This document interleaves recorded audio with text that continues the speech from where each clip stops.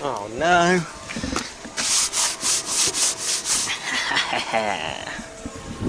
So today I've took the spare TD04 that's a bit knackered, but it is a good core. Took it into work and I've measured the dump flange because it's got a funky Subaru dump flange. It's got like 5 bolts around it and a big old pattern. And it's quite a big exhaust housing on that.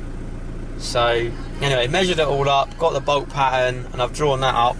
I'm going to get a flange cut out. And I've also measured the duckfoot flange, which is the turbine inlet. That got the bolt pattern and the shape. So I'm going to get some nice thick, probably 12mm flanges cut out.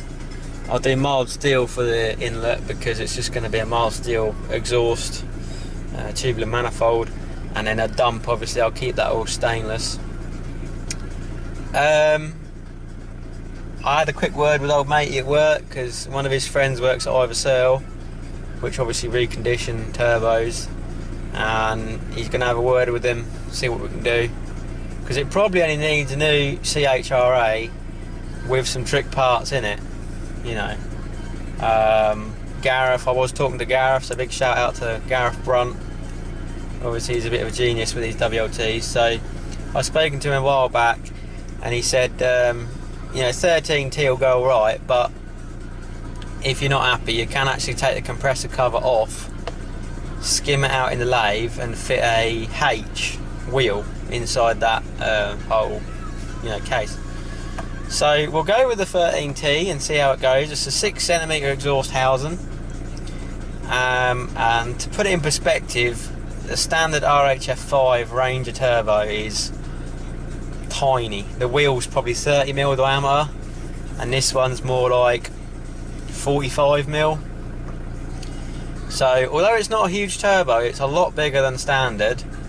And what I mainly want to get rid of is the brick wall you hit, because we've done a bit more playing and obviously you can feel the governor putting the fuel in. But when you start playing with boost, you can feel a brick wall of boost. So that's obviously where the turbo is hitting its efficiency limit, and you're pushing hot air. So for instance, put it at 16 pounds, she revs around to 4 real nice and she pulls up to 4, but obviously EGT's a bit high and you've got a bit of back smoke.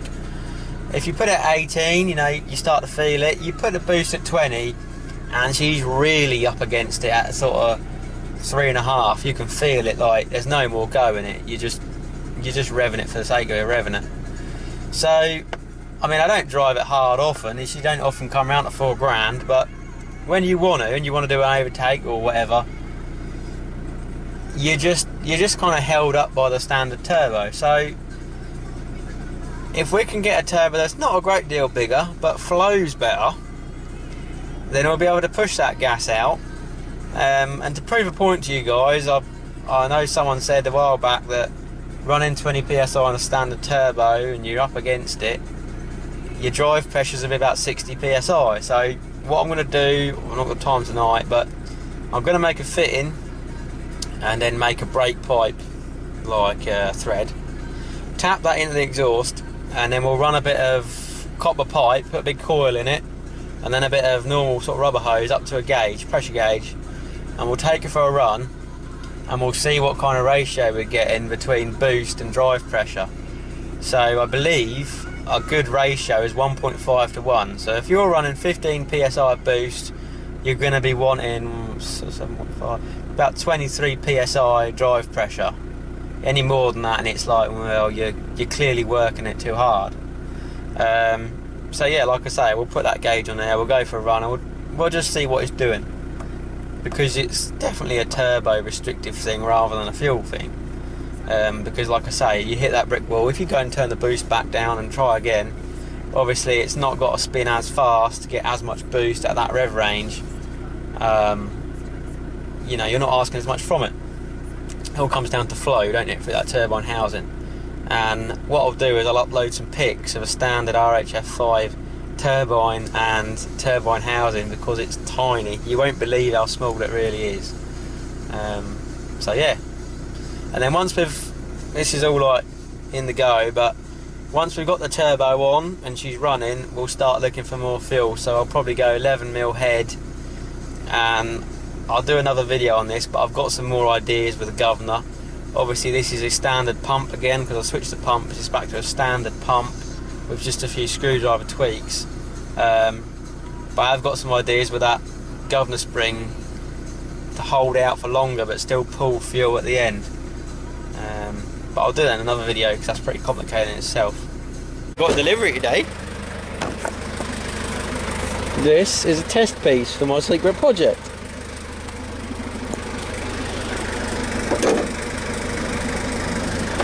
So as you can see, it's not too bad considering I've fucking done it on the computer, you know, not next to the truck. So basically, I just want to take a couple mil off this section here, and then that is going to be like that. Just imagine that, not a square corner. There'll be another one this side. I think you know what's going on now, don't you? Flat bit here, winch in the middle. Lovely jubbly. So we would take that. Now I have made a bit of a monumental fuck up. I've ordered all this stuff. I was going to order some more shackles, and it's came and there's no shackles. I was like, oh, what's going on? And yeah, I didn't put them on the fucking purchase order, did I? So tonight I'll go straight in there and put a set of shackles through. Fucking cut out. I can't believe I did it, but I've been burning the candle at both ends lately and it's just caught up with me basically. So yes, I did get the diff pans done, but yeah, anyway, I've got to get some more stuff cut, so we'll chuck it in with that. I've got to do some steps for an RV ladder for Grandad. Nick off the forum wants some flanges because he's building himself a dump pipe. Alright, so this morning I've just tacked together these, and what that is an air gun target. So basically, put it on the floor.